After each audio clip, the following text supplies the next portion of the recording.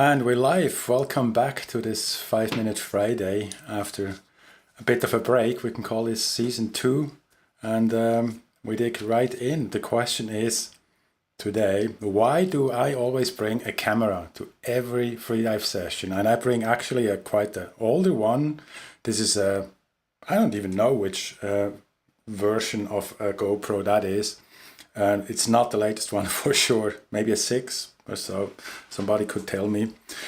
Thing is this, it doesn't actually really matter because I don't bring it mainly for aesthetic purposes or to get the perfect shot of the whale shark that we still wait on when we are teaching in Indonesia to swim past us.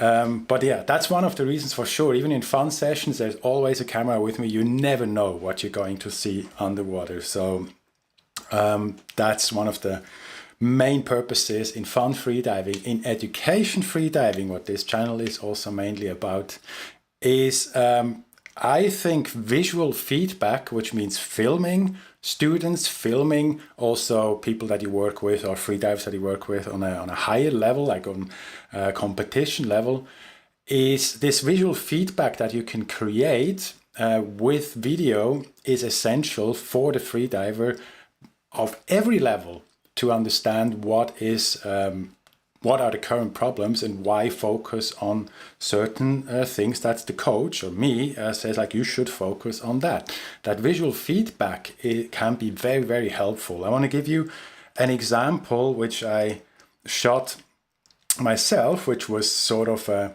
one of these situations. I was teaching together with Molchanovs in Ahmed.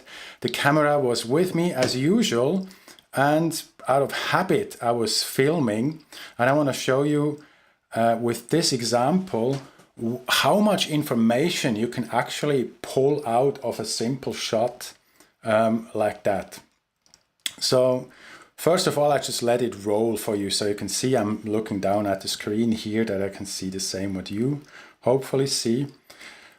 I just let the whole sequence roll so the student or the freediver can get an idea of the general situation. So don't interrupt it, just let it roll. All right, then go back to the start. And that's now, there's a bit of technicality involved. What I highly recommend is use the Apple QuickTime Player to analyze videos. Why? What I just did, I stopped it, which you can do with the space bar. When you hit the space bar again, you can see it just keeps rolling. Nothing fancy there. But the next part, by the way, here you can see how big the flexibility, or what great, how flexible you got to be to do a duck dive in this perfection like Alexi. And that's a perfect example. Why use the QuickTime Player? What I can do now is I can go backwards, frame by frame, and I can go forward, frame by frame, to point something specifically out. For example, here, I can point out with that, Alex is doing a more than a 90 or less than 90 degree forward fold during a duck dive. That takes quite a bit of mobility or flexibility to do that. And it's in normal speed in the water, not like that visible. The camera and shooting even a camera like that, which is a few years old, at let's say 60 frames is enough. Don't shoot higher frame rates than 60. The files just get massive.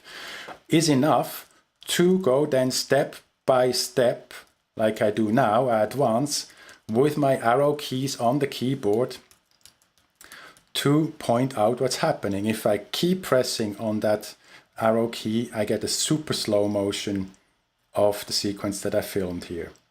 And then I can, for example, point out the next thing. Like I can go to the starting point of Alex's leg kick, which perfectly illustrates the movement as we teach it in Molchanovs, which includes this extreme angle, or basically rotate your feet outwards as much as you can, which actually then gets accentuated while you kick. So as he's moving with his legs, he actually, okay, that's not a perfect example of his kick, for example. I can show here that the synchronization of the straightening of the legs and the closing of both legs is not yet fully established. The legs are straight and now they close.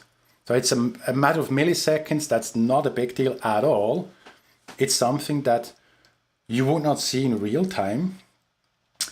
Secondly, as you continue to analyze such details, here you see it on the second kick, as an instructor, you actually train, and here the timing was fine, you train your eyes to see it also in real time. When I was a beginner instructor 10 years ago, I often saw things in this video analysis after a session. I go like, why didn't I see that right there and then in the water, and I could have told the student or the freediver.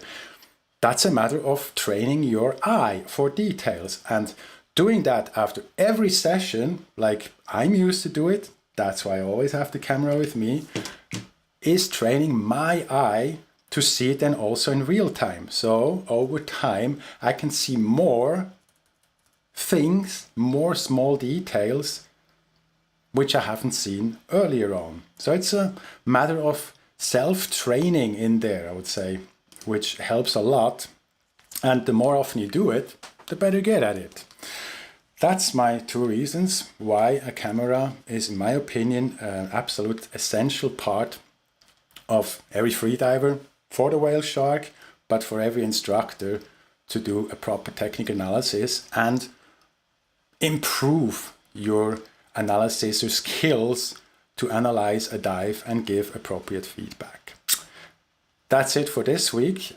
Please keep the really good questions coming, and I hope we can then pick up this as a weekly rhythm again on 5 Minutes Friday. So please subscribe to the channel so you will get an alert when I go online next time. Thank you very much. Have a great week and see you then.